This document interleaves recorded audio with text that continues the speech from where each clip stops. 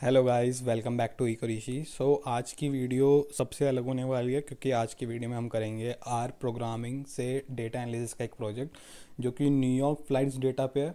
और New York flights data मैं आपको बता दूं एक बिग डेटा है, तो उसमें ऑलमोस्ट 3,50,000 रोज़ हैं। तो ये आपको हैंड्स ऑन देगा आर प्रोग्रामिंग के साथ। Even you are getting an exposure why on working with big data. So third thing is like we are having business understanding as well कि बिजनेस कैसे सोचता है जब उसके पास डेटा होता है। तो ये भी चीज़ हम बीच बीच में करते रहेंगे। ठीक है, इसके बाद मैं पाइथन का भी एक लेके आऊँगा, लेकिन उससे पहले पाइथन का आपको मेरे को बेसिक बताना पड़ेगा, उसके बाद हम पाइथन के भी प्रोजेक्ट्स करेंगे। तो अभी यहाँ से आर प्रोग्रामिंग का पूरा स्टार्ट हो चुका है और ये वीडियो दो पार्ट्स में डिवाइड है। फर्स्ट इज़ दिस पार्ट जिसमें हम डिस्क्रिप्शन देखेंगे, है ना, और स्टैटिस्टिकल एनालिसिस करेंगे और फिर उसके बाद विजुअलाइजेशन करेंगे। तो visualisation comes in the second part. ये फर्स्ट पार्ट है जिसमें आपको लूप बनाना सिखाएंगे और जिसमें फंक्शंस बनाएंगे। ठीक है, तो ज़्यादा लेट नहीं करते, चलिए वीडियो की तरफ चलते हैं। ओके, अगर आपको अभी तक वीडियो अच्छी लग रही है तो प्लीज़ लाइक कर देना एंड सब्सक्राइब कर देना एज वेल। और मैं चाहता हूँ कि आप वीडियो को पूरा एंड तक देखें और सारी टास्क करें जो भी मैं आपको दूँ। ठीक है, चलिए वीडियो की तरफ चलते हैं।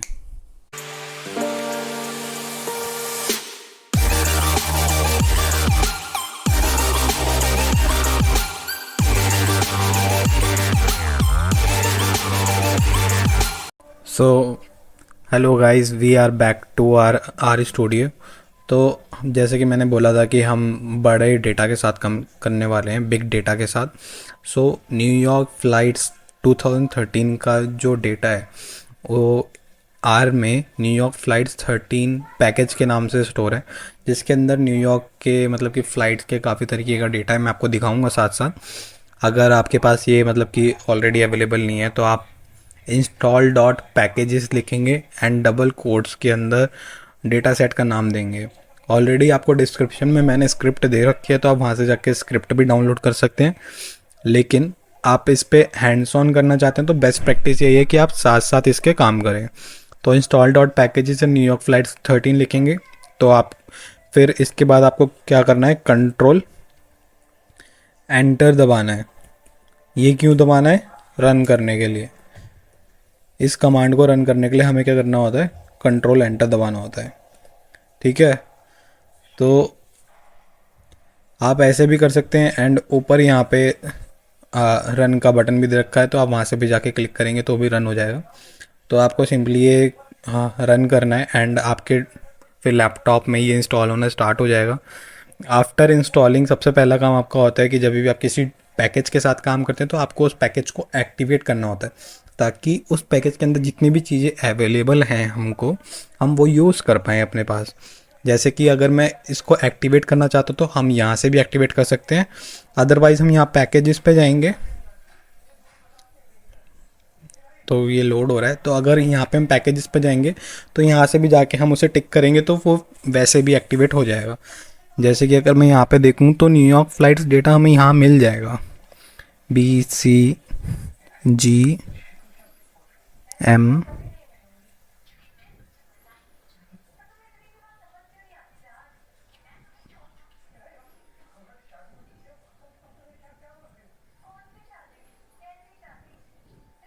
जैसे कि आप देख रहे हैं यहाँ पे यूटिल्स का पैकेज जो ऑलरेडी एक्टिवेट हो रखा है।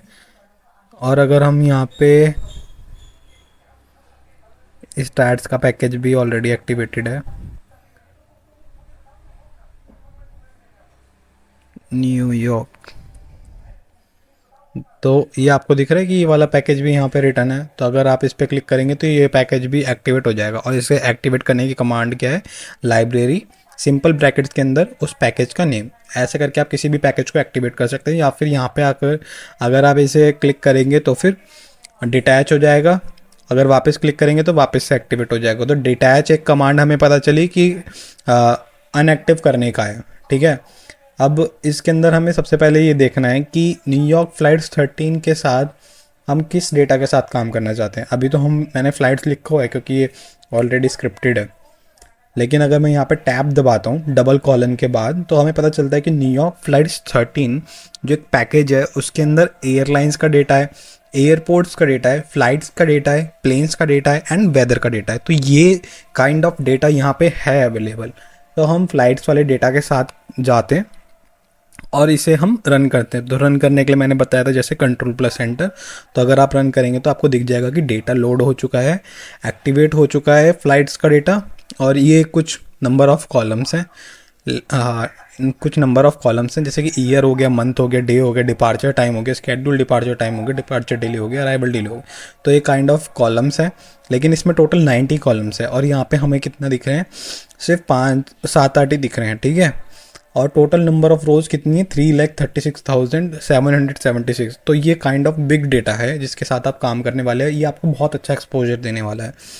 और इसको एक्टिवेट करने का एक और तरीका है कि आप डेटा लिखेंगे एंड डेटा के अंदर आप कौन से डेटा सेट के साथ काम करना चाहते हैं, उस पैकेज के उसका नाम लिखेंगे।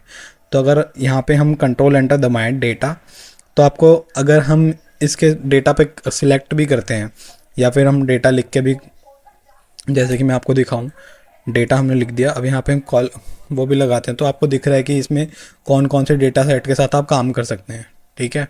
ये सारे डेटा सेट हैं जिसके साथ आप काम कर सकते हैं। अभी currently we are working with New York flight 13, तो मैं फ़्लाइट लिखता हूँ यहाँ पे, और ऐसे करके आप कंट्रोल एंटर करेंगे तो आपकी कमांड रन हो चुकी है। एंड यहाँ पे आपको यहाँ पे एक वो दिखेगा प्रॉमिस काइंड ऑफ, और उसमें डेटा लोड हो रहा था आपका।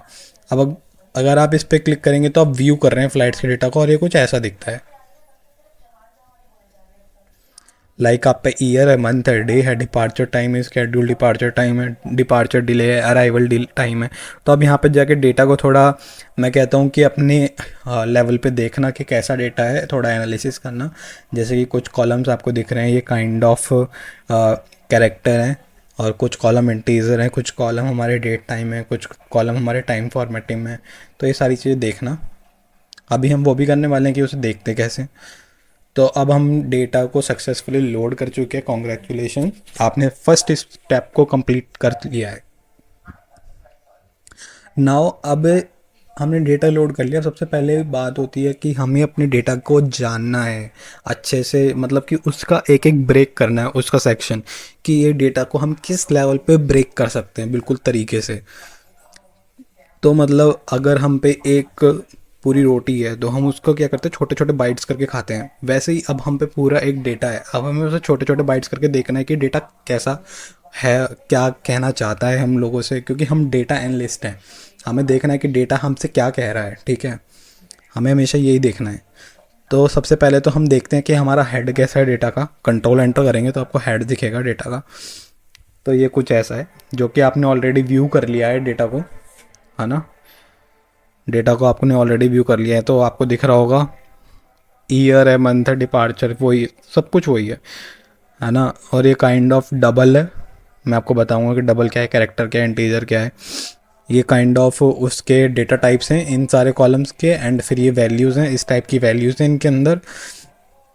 तो ये सारी चीज़ें आपको हेड में पता चल जाती है। फिर अगर आपको डेटा टाइप चेक करना है हर कॉलम का, तो वो कैसे पता चलेगा, स्ट्रक्चर से। STR स्टैंड फॉर स्ट्रक्चर, ठीक है, कि आपका स्ट्रक्चर क्या है इस डेटा सेट का। और आपको उसके अंदर क्या देना है, अगेन फ्लाइट्स देना है, एंड फिर कंट्रोल एंटर करेंगे तो ये आपकी कमांड रन हो जाएगी। अब कमांड रन हो गई, अब आपको दिख रहा है कि आपका आउटपुट क्या है। अब इसको एनालाइज कैसे करेंगे, इसको एनालाइज करने के लिए ना एक चीज़ हो सकती है, क्योंकि आपको पता है कि कौन कौन से कॉलम ऐसे हैं जो कि इंटीजर होने चाहिए थे, जो कि न्यूमेरिक होने चाहिए थे, लेकिन उसको एज अ करेक्टर रीड कर रहा है। अब मैं पहले करेक्टर बता दूँ, तो करेक्टर यानी कि अल्फ़ाबेट वैल्यू हो गई, या फिर ऐसी वैल्यू जो कि डबल कोट्स में है। जैसे कि यहाँ पे हम देखें करेक्टर वैल्यू, तो ये डबल कोट्स के अंदर है वैल्यू, ये सारी की सारी करेक्टर वैल्यू है। जितनी भी डबल कोट्स के अंदर सारी हमारी क्या है, कैरेक्टर वैल्यू है। अब इसमें आप देख रहे हो ये एक नंबर है, kind of alpha numeric number है, लेकिन ये डबल कोट्स के अंदर है। आर क्या करता है, जितने भी करेक्टर वैल्यूज़ होते हैं, जितने भी ऐसी अल्फ़ाबेटिकल अल्फ़ा न्यूमेरिक वैल्यूज़ होती हैं ना, उन सबको ऑलरेडी कंसिडर कर लेता है कि ये करेक्टर है, एंड उनको डबल कोट्स में ही कंसिडर करता है, ठीक है। तो उसे हम करेक्टर कहते हैं, जो कि अल्फ़ा न्यूमेरिक वैल्यूज़ होती हैं। इंटीजर, इंटीजर हो गए, नंबर्स हो गए, और डबल्स हो गए, ये काइंड ऑफ एक ही कैटेगरी में आते हैं। डबल यानी कि जैसे कि अगर 1 लिखा है यहाँ पे, जैसे यहाँ पे 1 2 लिखा है यहाँ पे, अगर 2.00 कर दूँ, 2.02 कर दूँ, तो वो अगर डेसिमल आ जाता है ना तो उस नंबर को हम कहते हैं कि वो डबल डेटा टाइप का है। सिमिलरली अगर यहाँ पे माइनस वगैरह आ जाता है तो हम उसे कह देते हैं नंबर है, इंटीजर है। तो ऐसे करके बस ये एक काइंड ऑफ डेटा टाइप है। अब कुछ कॉलम्स आएंगे जिनके बारे में आपको ऑलरेडी पता होगा, जैसे कि ईयर है, ईयर किस फॉर्मेट में होना चाहिए, डेट टाइम के फॉर्मेट में होना चाहिए। मंथ है, मंथ किसके फॉर्मेट में होना चाहिए, डेट टाइम के फॉर्मेट में होना चाहिए। तो ये आपको ऑलरेडी पता है कि ये चीज़ें ऐसी होनी चाहिए थी, लेकिन वो ऐसी नहीं है। तो आप क्या करेंगे, उसको कन्वर्ट करेंगे। ठीक है, अभी तो मेरे को जहाँ तक लग रहा है कि सही लग रहा है मेरे को अभी डेटा। अगर ऐसा नहीं हुआ, जैसे कि अगर टाइम फॉर्मेट है ना, अगर इसका फॉर्मेट ये कंसिडर नहीं करता है ऐसा, अगर इसे स्ट्रिंग कंसिडर कर लेता तो हमें पॉक्सेट फॉर्मेट में इसे कन्वर्ट करना पड़ता, जो कि डेट टाइम फॉर्मेट होता है। ठीक है, अभी मेरे को सही लग रहा है डेटा। तो ऐसे करके आप एनालाइज कर सकते हैं कि कौन से कॉलम ऐसे थे जो आपके अकॉर्डिंग न्यूमेरिक होने चाहिए थे, इंटीजर होने चाहिए थे, या फिर कैरेक्टर होने चाहिए थे, लेकिन वो कोई और data type as a read हुए हैं। ठीक है, इसके बाद आप क्या करेंगे, इसके बाद आप समरी चेक करेंगे कि आपका डेटा, आपने डेटा देख लिया, डेटा टाइप देख लिया, अब समराइज तो करें आप अपने डेटा को कि डेटा कहानी बता क्या रहा है आपको। ठीक है, अगर हम कंट्रोल एंटर करते हैं समरी लिख के और उसके अंदर डेटा सेट पास करते हैं तो हमारी कमांड रन होगी। अब समरी हमें देता क्या है, समरी बेसिकली आपको हर चीज़ का मिनिमम देगा, फर्स्ट क्वार्टाइल देगा, मीडियन देगा, मीन देगा और थर्ड क्वार्टाइल एंड मैक्स देगा। अगर तो ये चीज़ें हमारी समरी से मिल जाती है। अब हमारी एनालिसिस किस चीज़ पे है कि डिपार्चर डिले और अराइवल डिले ये क्यों हो रहा है और इसमें क्या कोरिलेशन है, क्या अलग, क्या और फैक्टर्स ऐसे हैं हमारे डेटा में जो इन चीज़ों को अफेक्ट कर रहे हैं। तो ये हमारी हाइपोथेसिस है। हमें ये चेक करना है कि डेटा एनालाइज करना है हमें कि ये किस चीज़ की वजह से हमारा अराइवल डिले या डिपार्चर डिले हो रहा है, और क्या ऐसी कुछ फ़्लाइट्स हैं कि उन्हीं में हो रहा है, क्या ऐसा कोई टाइम पीरियड है कि उसी टाइम पीरियड पे हो रहा है। तो ये सारी चीज़ें हम एनालाइज करने वाले हैं। तो अगर यहाँ पे आप देखें, डिपार्चर टाइम है, डिपार्चर डिले है, arrival time and arrival delay है, arrival delay and arrival time. तो आप देखें कि डिपार्चर टाइम जो है उसका मीन है 1349 है ना, और अराइवल टाइम किस में है, अराइवल टाइम का मीन है कि 1502। तो मैक्सिमम नंबर ऑफ आवर्स हैं ये। तो ये हमें बता रहा है कि मतलब सही है, मीन जो है मैक्सिमम फ्लाइट्स हमारी इस टाइम पे अराइव हो रही हैं, ये मीन है। मीन और मीडियन हमारे क्लोज है। जो थर्ड क्वार्टाइल और जो मैक्सिमम वैल्यूज हैं वो ज़्यादा है, मैक्सिमम है ना, वो ज़्यादा है। और सिमिलरली दोनों में सेम ही है, मैक्सिमम वैल्यू 2400। अगर हम अराइवल डिले में देखें मैक्सिमम कितना है, arrival delay and departure delay का मैक्सिमम भी क्लोज है एकदम, एंड थर्ड क्वार्टाइल भी बिल्कुल क्लोज है, लेकिन मीन डिफरेंट है दोनों के। तो ये चीज़ आप एनालाइज करना अपने आप से और बताना कमेंट सेक्शन में कि आपने क्या एनालिसिस करी है। जितना अच्छा आप एनालिसिस करेंगे, जितने आप अच्छे स्टैटिस्टिशियन होंगे, उतना ही डेटा एनालिसिस के करियर में आपको हेल्प करेगा। अब सेकंड चीज़ आती है, अभी हमने ये मिनिमम देख लिया, फर्स्ट क्वार्टाइल देख लिया, मीडियन देख लिया, मीन देख लिया, थर्ड क्वार्टाइल एंड मैक्सिमम देख लिया। अगर आपको और अच्छे से अपने डेटा को डिस्क्राइब करना है, अभी हमने समरी करी है। एक समरी क्या होती है, पूरे एक बड़े डेटा सेट की एक छोटी सी पिक्चर।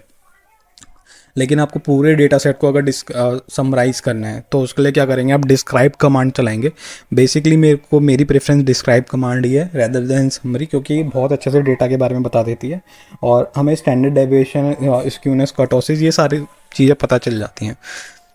तो इसके लिए एक पैकेज आता है जिसे हम कहते हैं साइक पैकेज। तो साइक पैकेज हमारी मदद करता है और इसके लिए आपको ये कमांड चलानी है साइक पैकेज को इंस्टॉल करने के लिए, install.packages सिंपल ब्रैकेट्स के अंदर डबल कोट्स में साइक, PSYCH।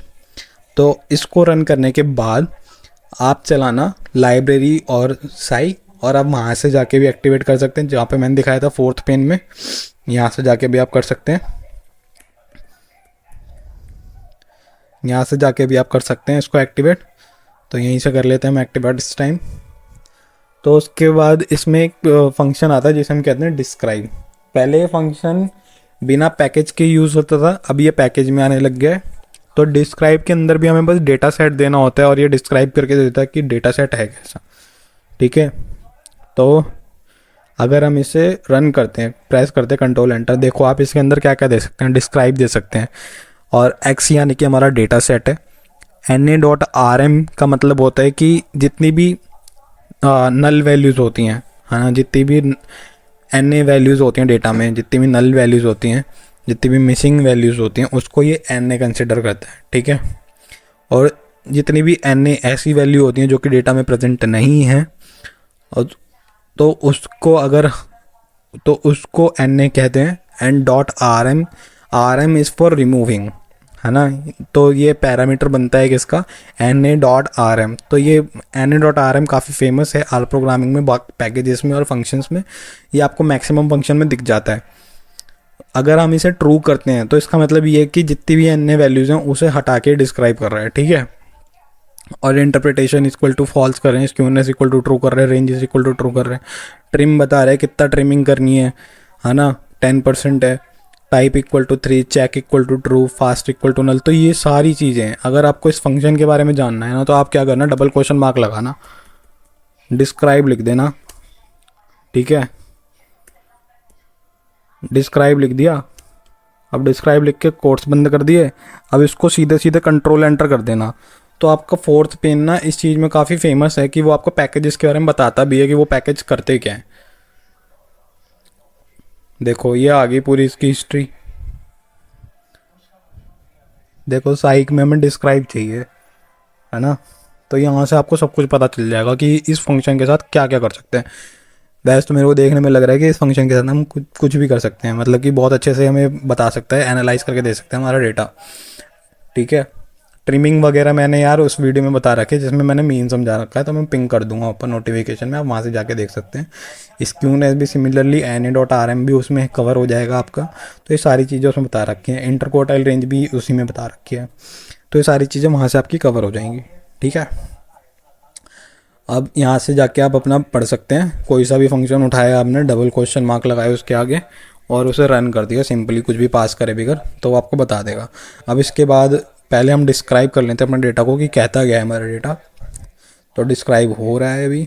Describe command takes time, क्योंकि ये काफ़ी अच्छा लगता है मेरे को, और ये अच्छे से एक व्यू भी दे देता है जो कि हमारा डेटा कह रहा है हमसे।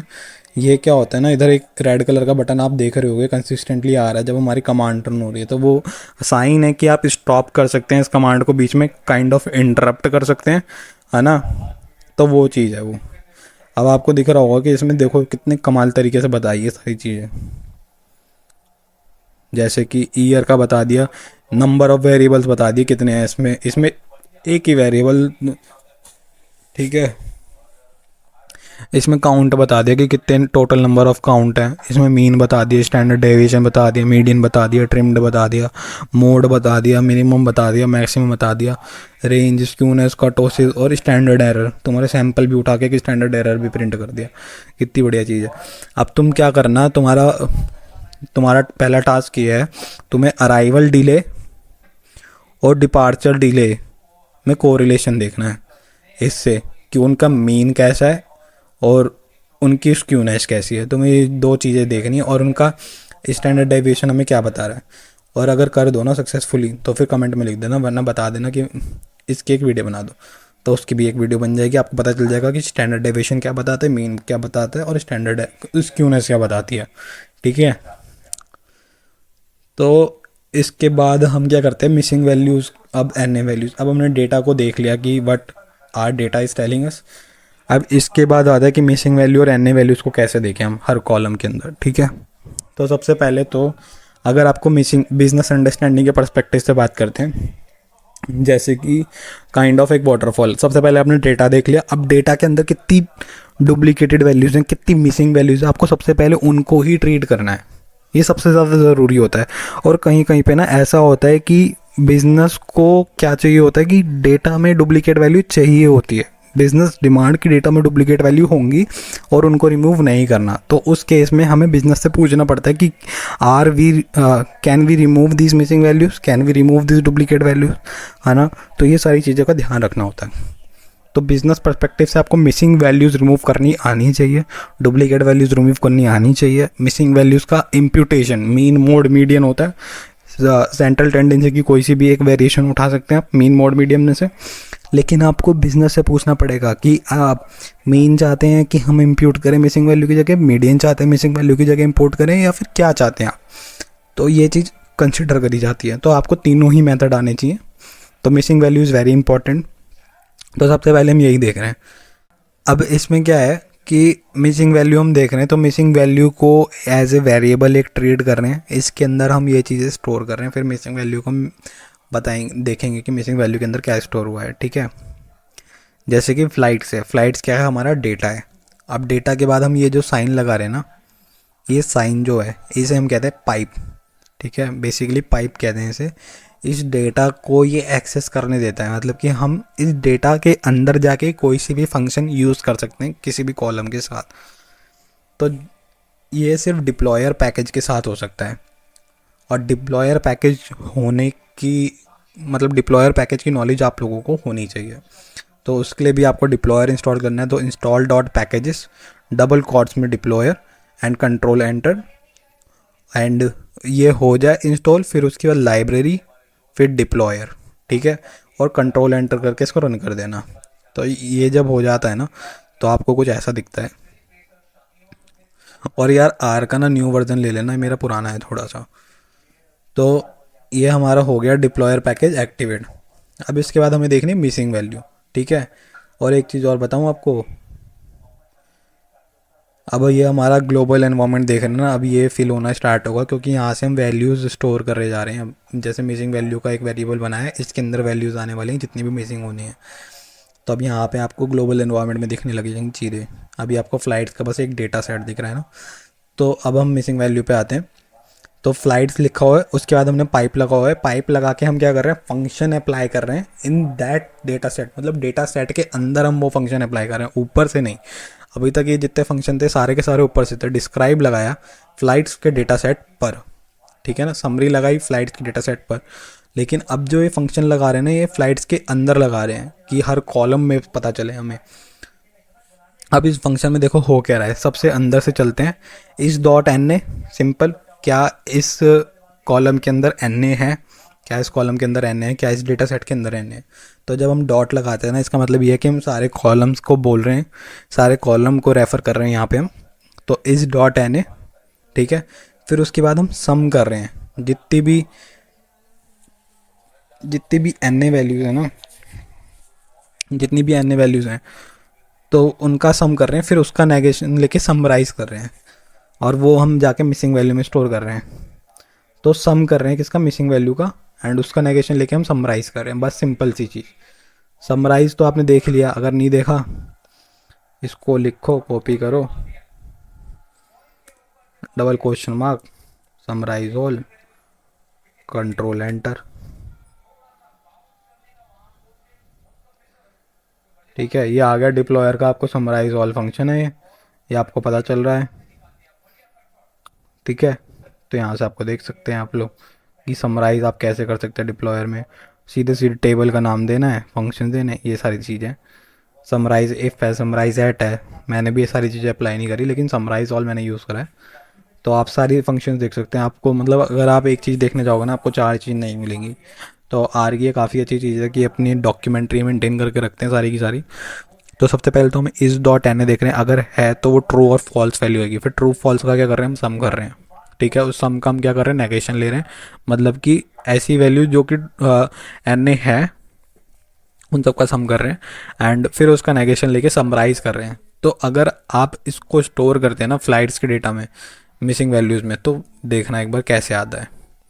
यहाँ पे हमारी देखो मिसिंग वैल्यूज़ क्रिएट हो गई है। अब हमने यहाँ पे क्या करा है, सम कर रखा है, और सम के बाद हम समराइज और लगा रहे हैं। तो एक ही ऑब्जर्वेशन आई है बस, मतलब एक ही रो आई है, काउंट आया है कि कितनी नंबर ऑफ वैल्यूज़ हैं जो कि मिसिंग है डेटा सेट में, नंबर ऑफ कॉलम्स में। अब हम अगर इसे चेक करना चाहते हैं ना, तो हम क्या लिखेंगे, सीधे सीधे मिसिंग वैल्यू लिखेंगे एंड कंट्रोल एंटर दबा देंगे, सीधी बात। और हमें पता चल गया देखो कितनी सारी मिसिंग वैल्यूज़ हैं। अगर हम इसे फिर से दबाते हैं तो पूरी टिप आ जाएगी हम पे। देखो ईयर है, ज़ीरो वैल्यू।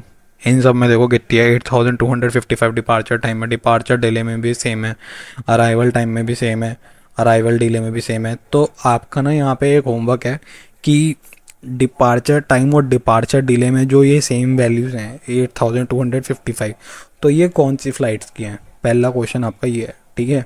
क्वेश्चन लिख देता हूँ यहाँ पे, क्वेश्चन 1।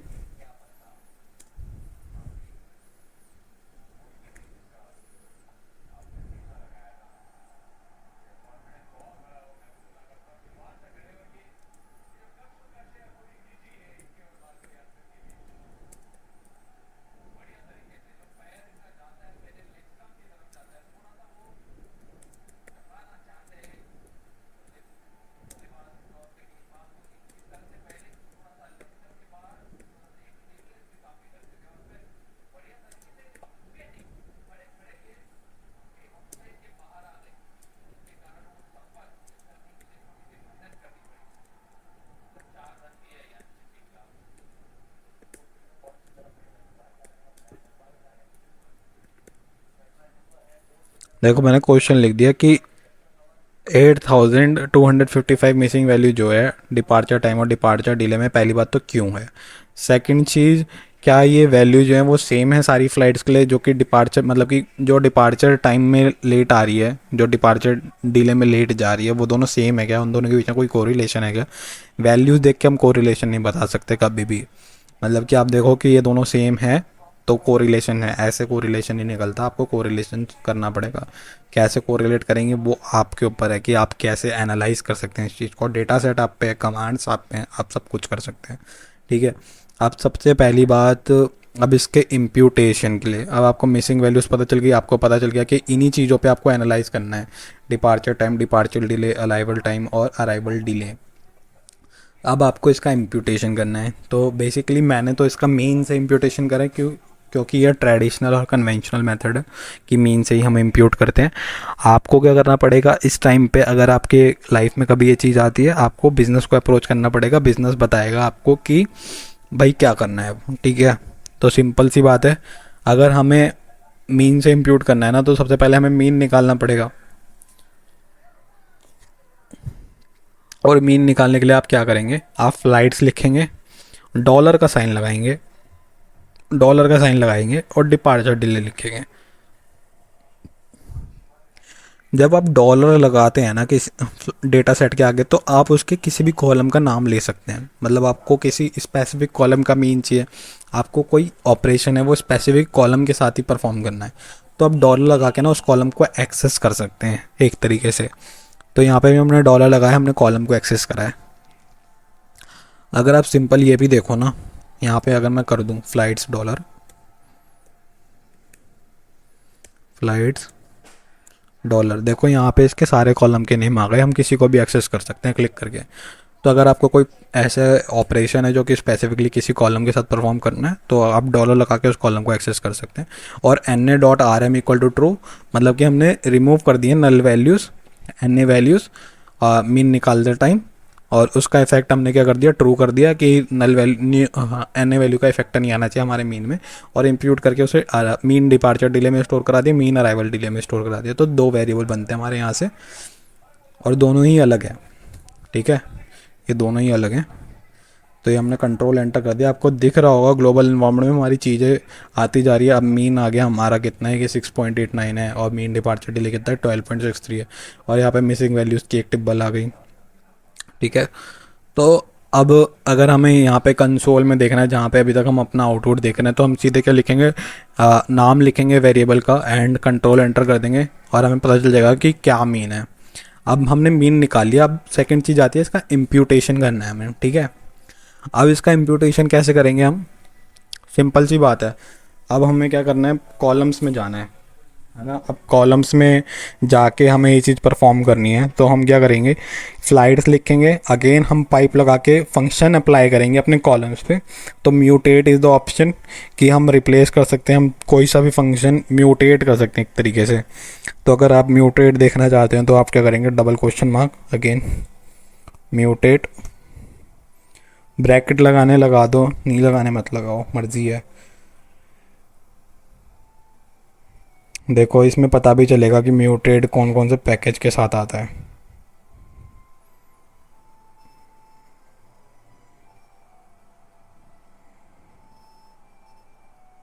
देखो यहाँ पे लिखा है ना, डिप्लॉयर आ गया है, डिप्लॉयर से स्टार्ट हो गया।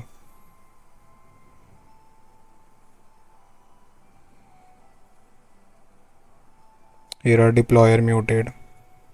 तो यहाँ से आप म्यूटेड भी पढ़ सकते हैं जाके कि म्यूटेड में आप क्या क्या कर सकते हैं। यहाँ पे आपको एक नीचे एग्जांपल भी दिया होगा अच्छा सा, तो उस एग्जांपल से आप पढ़ सकते हैं, ठीक है।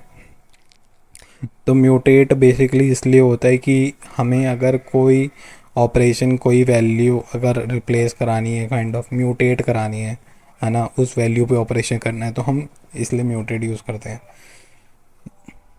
म्यूटेट की यहाँ पे डेफिनेशन भी लिखी होगी। Creates new column that are functions of existing variables, ठीक है। It can also modify and delete column. Modify भी कर सकते हैं, डिलीट भी कर सकते हैं। तो हम यहाँ पे क्या कर रहे हैं, मॉडिफाई कर रहे हैं अपने कॉलम्स को, काइंड ऑफ रिप्लेस कर रहे हैं वैल्यूज़ को, ठीक है। जितनी भी अन्य वैल्यूज़ हैं उन सबको रिप्लेस कर रहे हैं।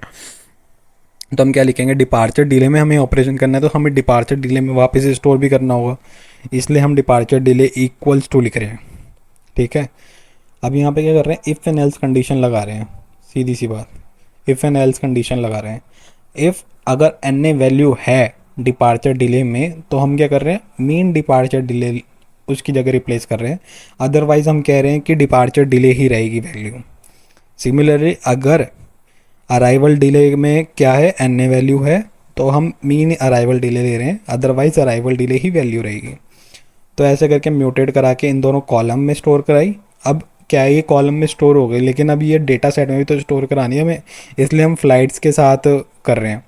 ये जो होता है ना, ये हमारा असाइनमेंट ऑपरेटर होता है, इसकी जगह पे आप इक्वल्स टू भी ले सकते हैं, सिंपल। बेसिकली मेरे को ऐसे ही पता है, ऐसे ही मतलब मेरी हैबिट बन चुकी है कि मैं असाइनमेंट ऑपरेटर लेता हूँ, लेकिन आप इक्वल्स टू भी लेंगे तो वो भी इक्वली वर्क करता है। तो फ्लाइट्स में आपको वापस स्टोर कराना है, तो इसलिए आपने फ्लाइट्स लिखा है। अगर आप इसे रन करेंगे ना, तो आपकी 8255 इन डिपार्चर डिले तो चली जाएंगी, और अराइवल डिले में भी जितनी थी वो भी चली जाएंगी। तो ये रन हो चुका है, ठीक है। अब रन होने के बाद हम चेक मिसिंग वापस कर रहे हैं, मिसिंग वैल्यूज चेक कर रहे हैं, और फिर से हम वही चीज़, वही ऑपरेशन लगा रहे हैं, इस डॉट एन ए सारे कॉलम उसमें सम ले रहे हैं और समराइज कर रहे हैं, फ्लाइट्स डेटा के साथ कर रहे हैं काम, और हम मिसिंग वैल्यूज चेक कर रहे हैं, ठीक है। चेक मिसिंग में हम स्टोर कर रहे हैं, तो कंट्रोल एंटर करेंगे, ये एक और वेरिएबल हमारा क्रिएट हो गया यहाँ पे चेक मिसिंग के नाम से, ये रहा सबसे ऊपर ग्लोबल एनवायरनमेंट में, ठीक है। अब इसको हम रन करते हैं, दोनों को एक साथ ही कर देते हैं, कोई एरर नहीं है उसमें। अब आपको देखो डिफरेंस दिखाता हूँ मैं क्या हुआ है। यहाँ पे डिपार्चर डिले में देखो 8255 थी, अब डिपार्चर डिले में 0 हो गई। ये चेक मिसिंग है जो कि हमने अभी बनाया, ये मिसिंग वैल्यू जो कि पहले बना हुआ था। सिमिलरली अगर हम अराइवल डिले देखें, तो अराइवल डिले में 9430 थी पहले, अब हमारी 0 वैल्यूज़ मिसिंग है। तो इम्प्यूटेशन काफ़ी अच्छे से हो चुका है। तो इसके बाद हमें चेक करना है कि डुप्लीकेट वैल्यू है या नहीं है हमारे डेटा सेट में, ठीक है। तो फ्लाइट्स डुप्लीकेटेड और फ्लाइट्स, जो डुप्लीकेटेड है ना, ये फंक्शन है हमारा। अगर आप इसे फिर से double question mark, duplicated, duplicated आ गया, टैब करेंगे ना और कंट्रोल एंटर करेंगे, तो आपको यहाँ पे दिख जाएगा कि डुप्लीकेटेड एक और फंक्शन है।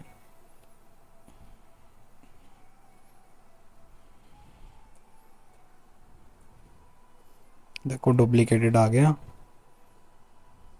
देखो। अब डुप्लीकेटेड आप कैसे अप्लाई कर सकते हैं, यहाँ से देख सकते हैं, any duplicated, any duplicated, duplicated, duplicate. तो ये सारी चीज़ आप देख सकते हैं। अभी हम डुप्लीकेटेड वैल्यू चेक कर रहे हैं फ्लाइट डेटा सेट के अंदर, और फ्लाइट डेटा सेट के अंदर ही जाके हम अप्लाई करेंगे डुप्लीकेटेड फंक्शन को, और कॉमा 0 है ना, और कॉमा कुछ भी नहीं लिखना, और अप्लाई कर देना है, और ये फंक्शन बन के और एक और वेरिएबल बन के आ जाएगा डुप्लीकेट्स। तो अगर हम इसे रन करते हैं कंट्रोल एंटर दबा के, तो ये चीज़ रन हो चुकी है, हो रही है मतलब, अभी ये हो रहा है रन। तो ये इसकी बात कर रहा था मैं। ये जो रेड बटन आता है ना, ये जो रेड बटन आता है, ये रेड बटन हमें बताता है कि अभी हमारा कोड वर्क हो रहा है, अभी हमारा कोड प्रोसेस हो रहा है। उसके बाद जब ये रेड बटन चल जाता है, तो उसका मतलब ये है कि प्रोसेस हो चुका है। और ये जो ब्रूम का साइन दिख रहा है ना आपको, ये होता है कंसोल क्लियर करने के, एक तरीके से काइंड ऑफ झाड़ू लगा देता है कंसोल में, सब कुछ क्लीन कर देता है, ठीक है।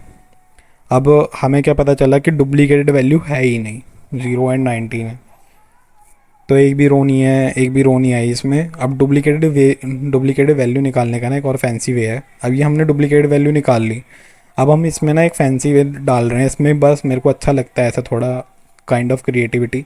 तो डिस्प्ले कर रहे हैं डुप्लीकेटेड रोज को अगर कोई है, ठीक है। हम कह रहे हैं इफ़ एन एल्स स्टेटमेंट लगा रहे हैं अगेन। हम कह रहे हैं अगर, इफ़ यानी कि अगर होता है, तो अगर number of row, N row means number of row in duplicates, जो कि हमने अभी टेबल बनाई है ना नीचे 0 × 19 है। अगर N row number of duplicates अगर ग्रेटर देन 0 है, तो आपको प्रिंट करना है डुप्लीकेट रोज फाउंड एंड उसका नंबर कि कितनी नंबर ऑफ रोज हैं, और फिर हमें हेड ऑफ डुप्लीकेट देना है, ठीक है। और फिर उसके बाद आपको ये कमांड देगी कि टोटल डुप्लीकेट रोज कितनी है, एन रो डुप्लीकेट्स। तो टोटल रो डुप्लीकेट्स में क्या आ रहा है कि मतलब कि डुप्लीकेट नंबर ऑफ रोज का टोटल आ रहा है, और कुछ नहीं हो रहा। और एल्स स्टेटमेंट में हम क्या कह रहे हैं कि नो डुप्लीकेट रो फाउंड।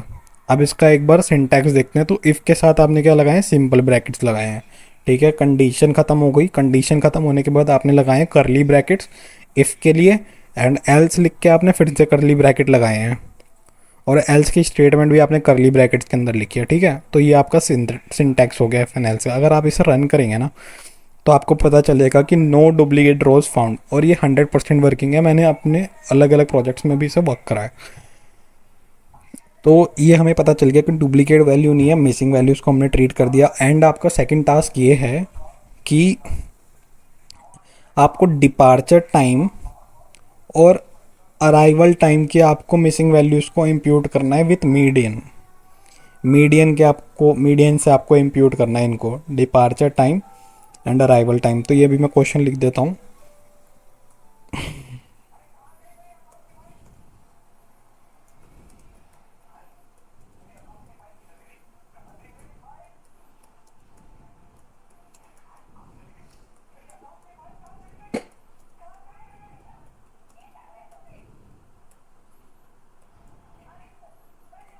ये आपका सेकंड टास्क हो गया। जब आप इसे सक्सेसफुली कर दें तो आप सेकंड कमांड मतलब कि कमेंट्स में लिख सकते हैं कि आपने सेकंड टास्क सक्सेसफुली कंप्लीट कर दिया है। अब इसके बाद हम क्या करते हैं, थर्ड टास्क की तरफ जाते हैं अपना। और थर्ड टास्क हमारा इंटरेस्टिंग होगा थोड़ा सा। अब मैंने ना मतलब कि अभी ज़्यादातर मेरा पाइथन में वर्क हो रहा है, जहाँ पे मैं भी जिस फर्म में मैं हूँ। तो पाइथन में क्या होता है, हम ना शेप चेक करते हैं, और बिजनेस अंडरस्टैंडिंग या फिर अगर हम टीम में भी वर्क करते हैं तो हमारी शेप ना बहुत ज़्यादा इंपॉर्टेंट होती है। अब शेप क्या होता है, जैसे कि आपको कंसोल में दिख रहा है, इसमें लिख रहा है आर टिब्बल कॉलन 1 × 19। तो 1 × 19 जो है ना, ये इसकी शेप है। जो 1 है ना, ये हमें बता रहा है कि कितनी नंबर ऑफ रोज हैं, और जो 19 है ना, ये बता रहा है कितने नंबर ऑफ कॉलम्स हैं। अब जैसे हम कोई ऑपरेशन अप्लाई कर रहे हैं आना, जैसे कि हमने सारी एन ए वैल्यू ड्रॉप कर दी, सारी एन ए वैल्यू हमने ड्रॉप कर दी, इम्प्यूट नहीं करी, एन ए वैल्यू ड्रॉप कर दी हमने, मिसिंग वैल्यू ड्रॉप कर दी। तो उसके बाद क्या होगा, हमारी नंबर ऑफ रोज कम हो जाएंगी ना। जब हमने सारी वैल्यू ड्रॉप ही कर दी, सारी वैल्यू डिलीट कर दी हमने ऐसी, तो उनके साथ उनकी रो भी डिलीट हो गई। अब जब रो डिलीट हो जाएगी तो हमारी ये शेप जो होगी चेंज हो जाएगी, ये ज़ीरो हो जाएगी। अभी क्योंकि 1 है, अब ये ज़ीरो हो जाएगी क्योंकि कोई मिलेगी नहीं वैल्यू। तो जब ये ज़ीरो हो जाएगी ना, तो ये चीज़ हमारे लिए प्रॉब्लम हो जाती है कि हमारे डेटा सेट की शेप क्यों चेंज हो गई। तो इसलिए बार बार हमें अपने डेटा सेट की, हर ऑपरेशन के बाद डेटा सेट की शेप चेक करनी चाहिए। और इसलिए मैंने आपके लिए क्या करा है, शेप भी बनाया है। तो इसमें ना कोई फंक्शन नहीं होता शेप नाम का। हाँ, पाइथन में तो होता है, तो हम डेटा फ्रेम डॉट शेप कर देते हैं, तो उसके साथ रोज इनटू टेबल्स, रोज इनटू कॉलम्स की वो शेप दे देता है हमें। तो इसमें क्या होता है, डायमेंशन होता है, डिम इज फॉर डायमेंशन। और हम डायमेंशन जानना चाहते हैं फ्लाइट्स डेटा सेट की। तो जो डायमेंशन होती है ना, वो काइंड ऑफ मतलब एक अच्छे वे में नहीं आती। मैं आपको दिखाता हूँ, जैसे कि हम ये डेटा सेट शेप में स्टोर कर रहे हैं, ठीक है, डायमेंशन ऑफ फ्लाइट्स की। तो ये कुछ ऐसे आती है। अब इसमें हमें पता नहीं चल रहा कि कौन सी नंबर ऑफ रोज है, कितनी नंबर ऑफ कॉलम्स हैं, है ना। तो इसके लिए हम क्या कर रहे हैं, हम बस सिंपली एक और फैंसी वे लिख रहे हैं यहाँ पे, कैट डालने, cat is another print function. तो कैट डाल रहे हैं, कैट में हम क्या कह रहे हैं कि नंबर ऑफ रोज कितनी है, डेटा सेट, और उसका इंडेक्स 1 दे रहे हैं कि index 1, this is index 1 and this is index 2, है ना। तो इंडेक्स 1 हमारा रो होता है, इंडेक्स 2 हमारा कॉलम होता है। तो अगर हम इसे रन करते हैं ना, अब अच्छा, मैं इसका एक वो बता दूँ, इसका सिंटैक्स क्या है। हम यहाँ पे लिख रहे हैं अपनी स्ट्रिंग और करेक्टर, जो कि हमें एज इट इज़ चाहिए, जो कि हम प्रिंट कराना चाहते हैं, ठीक है। Number of rows colon. अब हम नंबर ऑफ़ रोज़ कॉलम के बाद चाहते हैं कि हमारी नंबर ऑफ़ रोज़ प्रिंट हो जाए कि डेटा सेट में कितनी है, जो कि हमारी सेकंड वैल्यू आफ्टर कॉमा। अब हम इसका इंडेक्स 1 ले रहे हैं तो इतनी नंबर ऑफ़ रोज़ हमारी प्रिंट हो जाएंगी, और एन से बता रहे हैं कि हमारा फंक्शन है, ठीक है, फंक्शन एप्लीकेबल है। और सिंपली इस सेकंड रो में भी यही हो रहा है नंबर ऑफ़ कॉलम्स के लिए। तो अगर हम इसे रन करते हैं ना, तो ये कुछ ऐसे आ जाएगा, number of rows 33676, number of columns इतना है। तो ये एक सिंपल सा फैंसी वे है। तो इसका एक क्विक फंक्शन भी बनाया है, ठीक है। जैसे कि मैंने बोला था कि हम लूप भी देखेंगे, हम फंक्शन भी देखेंगे, तो फर्स्ट फंक्शन आपके लिए यही है। तो फंक्शन का सिंटेक्स क्या होता है, पहले आप फंक्शन लिखेंगे, फंक्शन के बाद आप डेटा सेट देंगे कि आपका डेटा सेट कौन सा है ना। और डेटा सेट, फंक्शन के अंदर आपको डेटा सेट डालना है, या फिर फंक्शन के आपको एज अ पैरामीटर क्या चीज़ डालनी है जो कि वो आउटपुट कर दे, है ना। तो ये भी आपको डेटा सेट समझ में आएगा। तो आपने सिंपल फंक्शन है, सिंपल ब्रैकेट्स है, उसके बाद आपके करली ब्रेसेस स्टार्ट हो जाते हैं। अब करली ब्रेसेस में आपको अपना पूरा फंक्शन लिखना होता है। जैसे कि यहाँ पे 3-4 चीज़ें लिख रहे हैं। जैसे कि हमने लिखा है कि शेप में क्या जा रहा है, डायमेंशन ऑफ डेटा सेट, ठीक है। अब आपको समझ में आ गया होगा कि यहाँ पे हमने डेटा सेट को लिखा है, क्योंकि यहाँ पे डेटा सेट का नेम जाएगा और डायमेंशन में हमारा डेटा सेट का नेम ऑटोमेटिकली आ जाएगा जब हम इस फंक्शन को कॉल करेंगे। और ये शेप में स्टोर हो रहा है, और शेप के हम यहाँ पे फर्स्ट इंडेक्स को उठा रहे हैं, और यहाँ पे हम शेप के सेकंड इंडेक्स को उठा रहे हैं, और इसको हम वापस से शेप नाम पे स्टोर करा रहे हैं। और अगर हम जब ये शेप नाम के फंक्शन को कॉल करेंगे तो हमें इसमें अपना डेटा सेट डालना है, और ये automatically number of rose and column बता देगा हमें। अब जैसे मैं इसे रन करूँ तो हमारा फंक्शन क्रिएट हो गया, ठीक है। देखो यहाँ पे आपको दिख रहा होगा ग्लोबल एनवायरनमेंट में फंक्शन में आ गया शेप। अब यहाँ पे क्या देखना है, फंक्शन क्या है आपका, फंक्शन और डेटा सेट डालना है आपको कि आपका डेटा फ्रेम कौन सा है, ठीक है। तो यहाँ पे आप शेप ऑफ फ्लाइट्स डाल रहे हैं, तो कंट्रोल एंटर करेंगे ना, अब डायरेक्टली आपको क्या मिलेगा, नंबर ऑफ रोज कितनी है एंड नंबर ऑफ कॉलम्स कितने हैं। तो पहला फंक्शन आपने अगर सक्सेसफुली कर लिया, तो you are very good at R programming now, you are very good level at. तो आप मतलब कि बहुत अच्छा कर रहे हैं इस टाइम पे। अब इसके बाद जो ये है ना, ये हमारा कॉम्प्रिहेंसिव फंक्शन है पूरा, जिसमें सारी चीज़ें हो रही हैं ऑटोमेटिकली, ठीक है। इसके बाद हमारा विजुअलाइजेशन है, जो कि हम नेक्स्ट वीडियो में करने वाले हैं इसके सेकंड पार्ट में, क्योंकि विजुअलाइजेशन में काफ़ी टाइम लगेगा। तो उसको करने के लिए भी मतलब उसको, उसके रिज़ल्ट मेरे को पहले से ही लोड करके रखने पड़ेंगे, क्योंकि काफ़ी बड़ा डेटा सेट है। तो इस कॉम्प्रिहेंसिव फंक्शन में हो क्या रहा है, पहले तो इसका नाम हम क्या डाल रहे हैं, इसका नाम डाल रहे हैं हम एनालाइज डेटा सेट इंटरेक्टिव। आप इसका नाम लिख सकते थे, कुछ भी लिख सकते हैं आप इसका नाम, मैंने एनालाइज डेटा सेट लिखा है, और ये इंटरेक्टिव वे में कर रहे हैं तो फिर इंटरेक्टिव लिखा है। इस फंक्शन में सब कुछ हो रहा है ऑटोमेटिकली। इस फंक्शन का सबसे पहले तो फंक्शन कॉल करते हैं, इस फंक्शन में हम डेटा सेट दे रहे हैं एज अ पैरामीटर, ठीक है। अब इस फंक्शन के अंदर भी हम और फंक्शंस बना रहे हैं। तो नेस्टेड फंक्शन नाम की चीज़ आज आपको सुनने को मिल रही है कि फंक्शन के अंदर एक और फंक्शन, उस फंक्शन के अंदर एक और फंक्शन, तो इसे नेस्टेड फंक्शंस कहते हैं, ठीक है। लिस्ट ऑफ लिस्ट होता है, नेस्टेड फंक्शंस होता है, नेस्टेड क्वेरीज होता है, नेस्टेड कोडिंग होता है ना। तो ये चीज़ है। अब फंक्शन के अंदर हम फंक्शंस बना रहे हैं। देखो हो क्या रहा है, फंक्शन के अंदर डेटा सेट जा रहा है, ठीक है। अब डेटा सेट जा रहा है, अब डेटा सेट के लिए हम क्या कर रहे हैं, यहाँ पे हम सबसे पहले शेप प्रिंट कर रहे हैं, ठीक है। और फंक्शन का सिंटैक्स क्या है, सिंपल ब्रैकेट, उसके अंदर पैरामीटर आपको क्या पास करना है इन फ्यूचर, और फिर करली ब्रेसल से स्टार्ट। तो सबसे पहले हमें करनी है शेप प्रिंट। शेप प्रिंट करने के लिए हमने सेम वही फंक्शन बनाया, इसे गेट डेटा सेट शेप में डालना है बस। और इसका फंक्शन है, डेटा डाल रहे हैं इसके अंदर एज ए पैरामीटर, और number of rose and columns पे निकल के आ जाएंगे, और प्रिंट कर रहे हैं shape of data set gate data set shape से। और यहाँ पे गेट डेटा सेट शेप को हम कॉल कर रहे हैं इस फंक्शन को, और इसमें पैरामीटर पास कर रहे हैं डेटा सेट। अभी बस हमने ये फंक्शन बनाया था, ठीक है। अब इस फंक्शन को कॉल भी तो करना है जब हमें इसके रिजल्ट चाहिए हैं। तो गेट डेटा सेट शेप करेंगे, तो और उसके अंदर हम डेटा सेट डालेंगे अपना।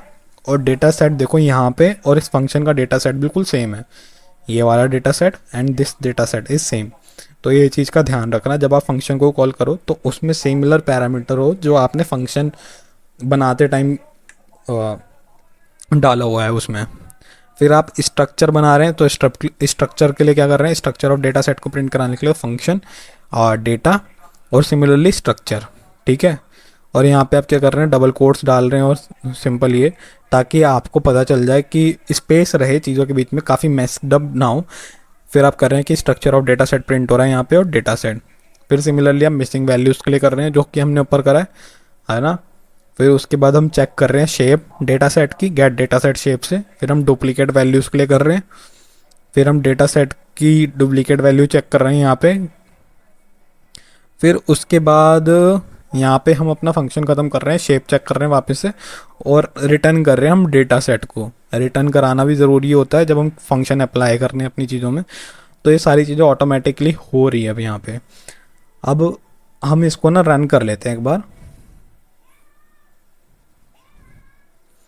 इसको रन करते हैं और हमारा देखो एक और फंक्शन बन गया। यहाँ पे आपको ग्लोबल एनवायरनमेंट में दिखेगा एनालाइज डेटा सेट इंटरेक्टिव, और ये फंक्शन है, इसके अंदर पैरामीटर जा रहा है डेटा सेट पूरा का पूरा, जो कि फ्लाइट्स नेम से हमारा, ठीक है। तो हम यहाँ पे क्या कर रहे हैं, फंक्शन को कॉल कर रहे हैं, फ्लाइट्स लिख रहे हैं, एनालाइज डेटा सेट इंटरेक्टिव पूरा फंक्शन का नाम और उसके अंदर डेटा सेट का नेम, और इसे हम फ्लाइट्स नेम से स्टोर करा रहे हैं,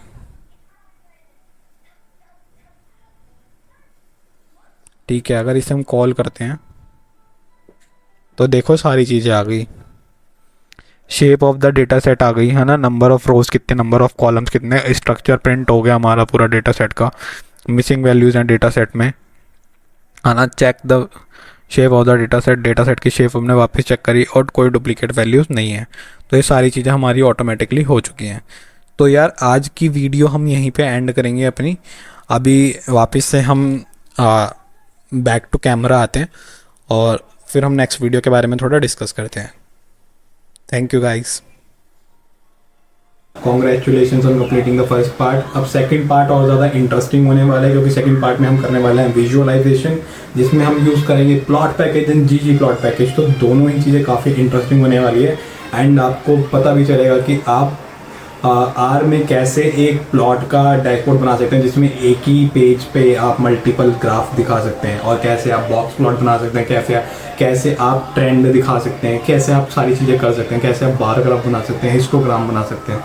ये सारी चीज़ें हम देखने वाले हैं। और पेयर प्लॉट सबसे ज़्यादा इंपॉर्टेंट होने वाला है, जो कि हमें कोरिलेशन दिखाता है। तो must watch the second part of this video, it's going to be the interesting one, and please subscribe to our channel if you like the video. Thank you.